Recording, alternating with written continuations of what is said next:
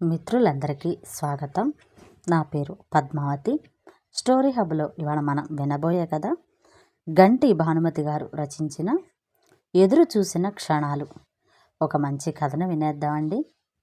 ఆసుపత్రిలో ఉన్న అత్తగారిని చూసి బయటికి వస్తూ లాబీల్లో, కారిడార్లలో నీట్గా నున్నగా ఉన్న తెల్లటి గోడలకి పెట్టిన చిన్న చిన్న పెయింటింగులను చూసి ఉలికిపడ్డాను. నిజమా కాదా? సందిగ్ధంలో పడ్డాను. ఆగి అన్నింటినీ మళ్ళీ మళ్ళీ చూశాను. సందేహం లేదు, నిజమే. అవి నాకు పరిచయం ఉన్న పెయింటింగ్లే. ఎందుకంటే అవి వేస్తున్నప్పుడు నేను ఆ పక్కనే ఉన్నాను. అవన్నీ వేసినది తాత, నాకు తెలిసిన తాత.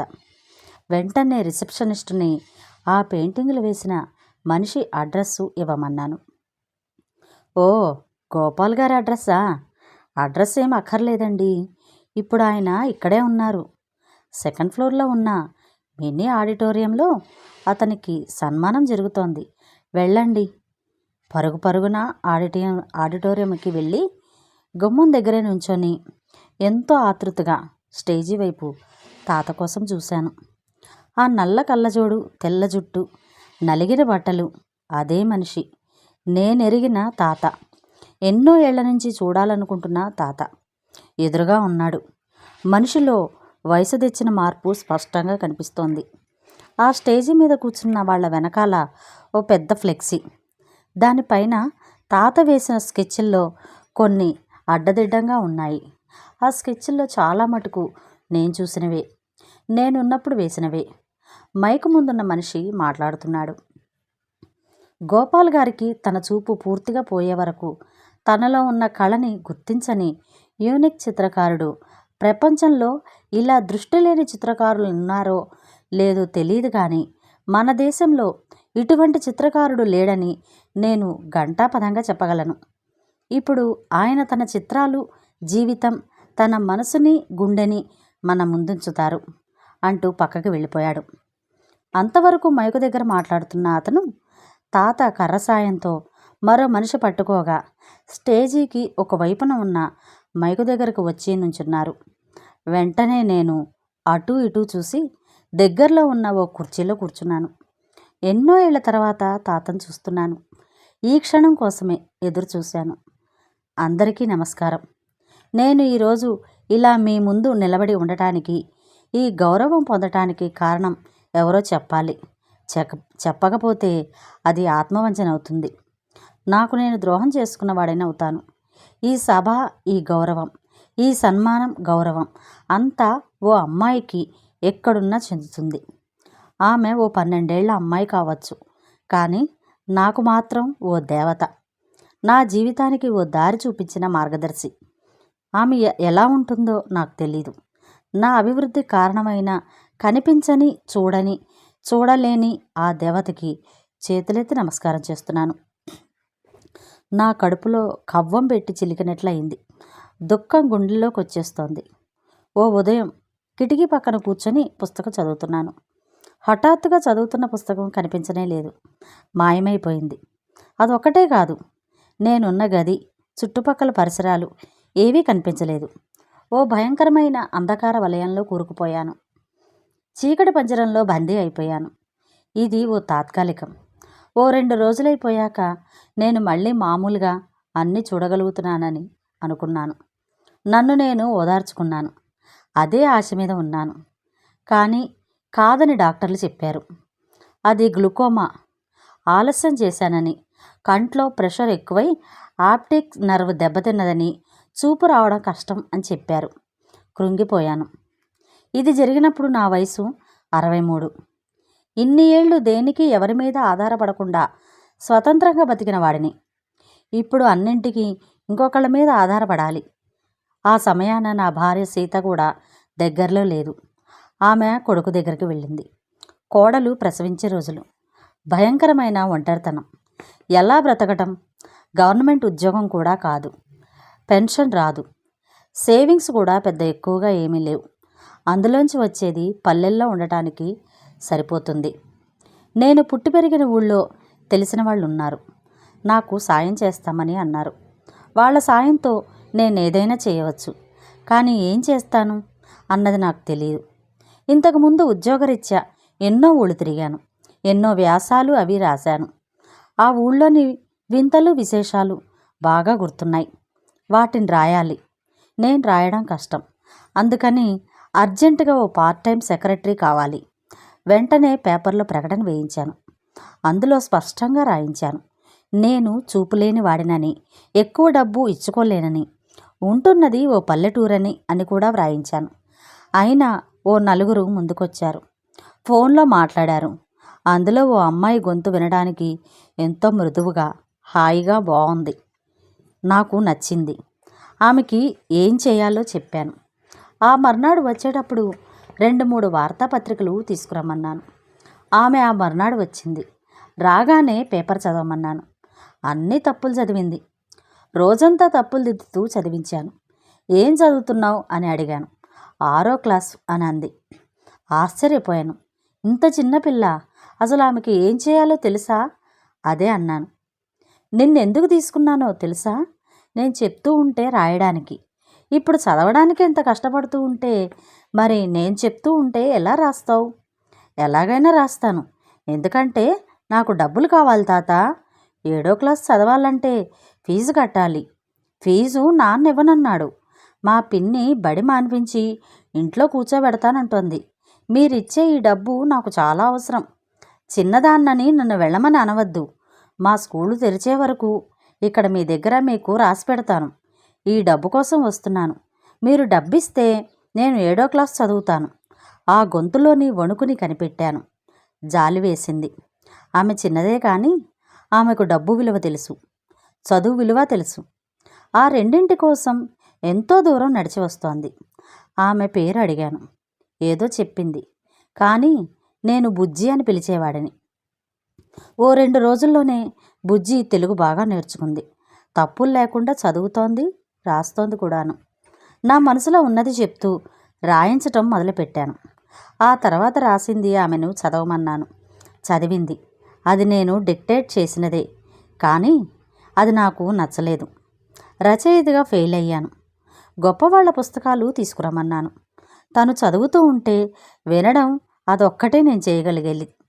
అందుకని బుజ్జి నా కోసం రోజు లైబ్రరీ నుంచి పుస్తకాలు తెచ్చేది, చదివేది. మధ్య మధ్య ఆ రచయితల గురించి వివరాలు నేను ఆమెకు చెప్పేవాడిని.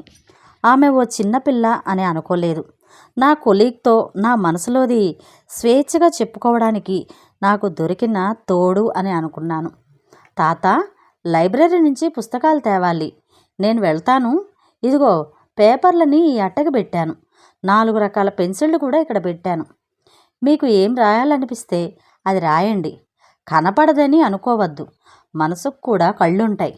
మనసుతో రాయడానికి ప్రయత్నించు. నేను వచ్చాక చూస్తాను అంటూ ఓ టీచర్లా ఆజ్ఞాపించి వెళ్ళిపోయింది. ఏం రాయాలి? నా ముందు పేపర్లున్నాయి, పెన్సిళ్ళున్నాయి. పేపర్ మీద నా వేళ్ళున్నాయి. ఏం చేయాలో ఆలోచిస్తున్నాను. నా బుర్రంతా ఖాళీ. అంతా బ్లాంక్ అయిపోయింది. తెలియకుండా నా వేళ్ళకి పెన్సిల్ని ఆనిస్తూ వేళ్ళని గీస్తున్నాను. ఏం గీశాను, ఎలా గీశానో తెలియదు, కానీ గీశాను. జీవితంలో ఎప్పుడూ డ్రాయింగ్ వేయడానికి ప్రయత్నించలేదు. ఇప్పుడు వేశాను. ఏదో ఆకారం వచ్చి ఉంటుంది. వేలితో స్పృశించాను. ఇప్పుడు ఆ స్పర్శతో నాకు కొన్ని ఏళ్ల క్రితం నేను చూసినది గుర్తుకొచ్చింది. ఓసారి ఏదో హోటల్కి వెళ్ళినప్పుడు రాగి ప్లేట్ల మీద ఇలా రేజ్డ్ డిజైనర్లను చూశాను. అవి ఏం డిజైనర్లో తెలియదు. ఇప్పుడు అలాంటి దాన్ని ప్రయత్నిస్తే తప్పే ఉంది అనుకున్నాను. బాగా నొక్కి గీయడంతో వెనకాల ఉబ్బినట్లు ఏదో వచ్చింది. బయటికి వెళ్ళిన బుజ్జి వచ్చింది. ఆలస్యం చేశానా? లైబ్రరీ సార్ని అడిగి కొత్త పుస్తకాలు తెచ్చాను. నువ్వేం చేసావు? చూస్తానుండు అనంది. కానీ ఆమె వెంటనే ఏం మాట్లాడలేదు. ఆమె చాలాసేపు నిశ్శబ్దంగా ఉండిపోయింది. దీన్ని ఎవరు వేశారు? చాలాసేపటికి అడిగింది. ఎందుకు, పిచ్చిగా ఉందా అని అన్నాను. ఎవరైనా దీన్ని చూస్తే ఏమనుకుంటారో తెలుసా? ఓ చూపులేనివాడు వేశాడని అనుకోరు. ముందు ముందు నువ్వు ఓ గొప్ప ఆర్టిస్టు అవుతావు. నా మాట గుర్తుపెట్టుకో. ఎలా వేశావు తాత? అంత బాగుందా? ఎలా వేశానో చూపించనా? మరో బొమ్మ వేసి చూపించాను. బ్రొటనవేలి గోరుని బాగా నొక్కి అటూ ఇటూ నా గీతలు గీశాను. నేనెక్కడ వేశానో తెలియడం కోసం ఆ వేళ్ళని అలాగే ఉంచాను. పెన్సిల్తో నలుపు తెలుపు షేడ్స్ వచ్చేలా చేశాను. అద్భుతంగా ఉంది తాత, మా టీచర్కి చూపించినా? ఇప్పుడు స్కూళ్ళు లేవు కదా, జూన్లో తెరిచినప్పుడు చూపిస్తాను. రోజు వెయ్యి. పేపర్లు ఎన్నున్నాయో చూస్తాను, లేకపోతే తెస్తాను. నా దగ్గర పైసలు లేవు కదా అంది నసుగుతూ. సతీష్ వచ్చాక నీకు డబ్బు ఇప్పిస్తాను. సతీషు నా స్నేహితుడు. ఈ ఊరు వచ్చాక నాకు సాయపడుతున్నాడు. ఆ తర్వాత బుజ్జి నుంచి రోజు ఓ ఐడియా తన కళ్ళతో చూసిచ్చేది. పూలు, చెట్లు, గడ్డి, నీళ్లు, ఇల్లు, ఇలా ఎన్నో నేను గుర్తు తెచ్చుకునేవాడిని. ఎవరూ చేయలేనిది నేను చేస్తున్నాను. ఇది యూనిక్, కానీ కష్టమైనది. మొదట నేను ఏం వేయాలనుకుంటున్నానో దాని మీద మనసు పెడతాను. అలా చేయడానికి గంటలు పట్టవచ్చు, రోజులు పట్టచ్చు. నా ఊహలో ఉన్నది సరిగ్గా మెదడులోకి రంగులతో సహా వెళ్ళింది. పేజీ మధ్య నుంచి మొదలు పెడతాను. బుజ్జి వాళ్ళ డ్రాయింగ్ సార్ని అడిగి అతనితో ఆయిల్ బేస్ పెన్సిళ్ళు తెప్పించింది.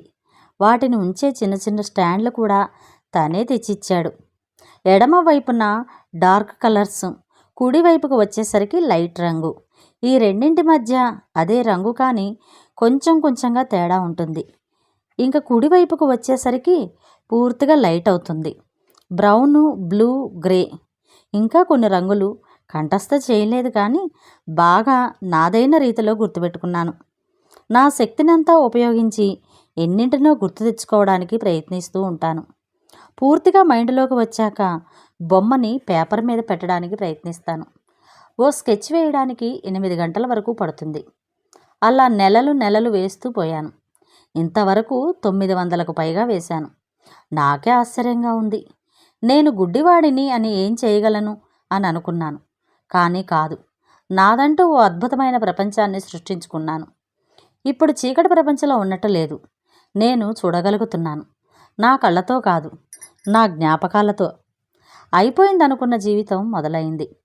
మరొకసారి జీవించడానికి సిద్ధపడ్డాను. కారణం ఆ అమ్మాయి.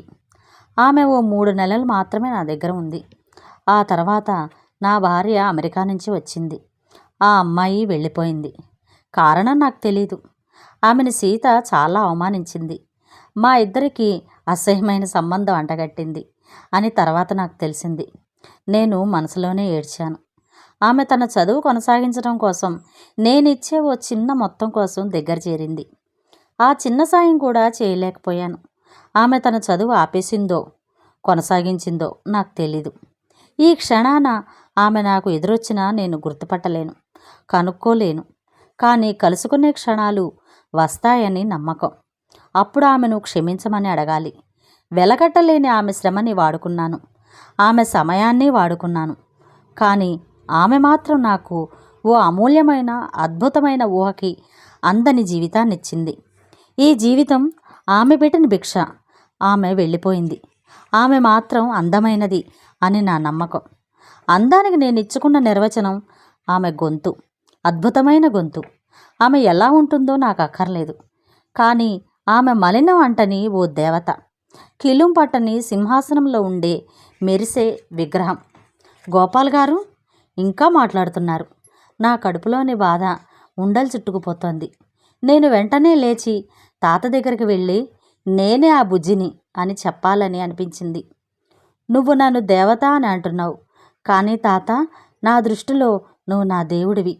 ఈరోజు నీ మూలంగా నా జీవితం హాయిగా గడిచిపోతోంది. నువ్వు నాకు 3 నెలలు తప్పులు లేకుండా స్పష్టంగా తెలుగు పేపర్లు, ఎన్నో గొప్ప గొప్ప పుస్తకాలు చదవడం నేర్పించావు. ఆ రచయితల్ని పరిచయం చేశావు. తెలుగు పరిజ్ఞానాన్ని పెంచావు. అమెరికా నుంచి అమ్మగారు వచ్చి నన్ను వెళ్ళిపోమ్మన్నారు. నేను ఎందుకు వెళుతున్నానో మీకు చెప్పొద్దని అన్నారు. అందుకే మీకు కూడా చెప్పకుండా వెళ్ళిపోయాను. చేతికి అందుతున్న డబ్బు పోయిందని ఏడ్చాను. నీ దగ్గర నుంచి వెళ్ళిపోయాక నేను 7వ క్లాస్ చదవనే లేదు. చదువు కొనసాగించలేకపోయాను. పెళ్లి చేశారు. అత్తింట్ల వాళ్ళు మాత్రం చదువు మీద నాకున్న ఉత్సాహం చూసి నన్ను చదువుకోమన్నారు. ప్రభుత్వ పాఠశాలలో చదువుకున్నాను. 10వ క్లాస్ వరకు మా వారు చదివించారు. నా తెలుగు పరిజ్ఞానానికి డీటీపీ చేసే ఉద్యోగం దొరికింది. రోజూ పేపరు పుస్తకాలు చదివించి నా తప్పొప్పులు తెలుగుని సవరించిన నువ్వు నా జీవితాన్ని కూడా సవరించి నాకు ఓ మార్గం చూపించావు. ఓ రోజు నేను డీటీపీ చేసిన స్క్రిప్ట్ తీసుకెళ్ళటానికి ఓ రైటర్ వచ్చారు. ఆ రోజు నా జీవితంలో పెద్ద మలుపు తిరిగింది. ఆ రైటరు నా గొంతు, తెలుగు చదవడంలోని స్పష్టత, ఉచ్చారణ గమనించి సీరియల్స్కి, సినిమాలకి డబ్బింగ్ చెప్పించడం మొదలుపెట్టాడు. ఓ రోజున ఎన్నింటికో కనీస అవసరాల కోసం ఇబ్బంది పడిన నేను ఈరోజు ఇబ్బంది అంటే ఏంటో తెలియకుండా జరిగిపోతోంది. ఈ సమాజంలో అత్తమామలతో, పిల్లలతో సుఖంగా బతకడానికి కావలసిన చదువు, జ్ఞానం, పేరుని, సంపాదనని నువ్విచ్చావు. ఏం చేయగలను అనుకున్న నాకు స్త్రీ అంటే ఓ అవసరం కాదు, ధైర్యం, తలుచుకుంటే ఏమైనా చేయగలదు అని, ఏ వయసులోనైనా జీవితాన్ని ఎక్కడి నుంచైనా ప్రారంభించవచ్చు అనే సత్యం నేర్చుకున్నాను. ఈ నా జీవితం నీ భిక్షే అని మీటింగ్ అయిపోయాక తాతని కలిసి చెప్పాలనిపించింది. కానీ అతని భార్య గుర్తొచ్చింది. ఆమె కూడా సభికుల్లో కూర్చొని ఉండి ఉంటుంది. అందుకే ఆ పని చేయలేకపోయాను. కలుసుకొని అతని జీవితాన్ని ఈ వయసులో కల్లోలం చేయాలని లేదు. తాత, దేవుడు తన చేత్తో రాసిన చందమామ కథలాగా నీ జీవితానికి ముగింపు దొరికిందని నువ్వన్నావు. అలాగే ఆ దేవుడే నాకు కూడా, నా జీవితానికి కూడా చందమామ కథలో లాంటి ముగింపిచ్చాడు. అక్కడ ఉండలేకపోయాను. బయటికి వచ్చేశాను. కళ్ళు తుడుచుకోవడానికి ప్రయత్నించలేదు. నా మనసులోనివి అన్నీ కూడా తాత మనసు చేరకుండా నా కన్నీటిలో కలిసిపోయాయి. ఎదురుచూసిన క్షణం వచ్చింది. కానీ ఇంతటితో ఈ కథ సమాప్తం. చాలా ఆర్ధోక్తిగా ఉంది కదండి. అనుకుంటే చేయలేనిది అంటూ ఏదీ లేదు. శక్తివంచన లేకుండా చేస్తే మనం ఎందులో అయినా రాణించగలం మిత్రులు. మరొక మంచి కథలో మళ్ళీ కలుస్తాను. Thank you. నమస్తే.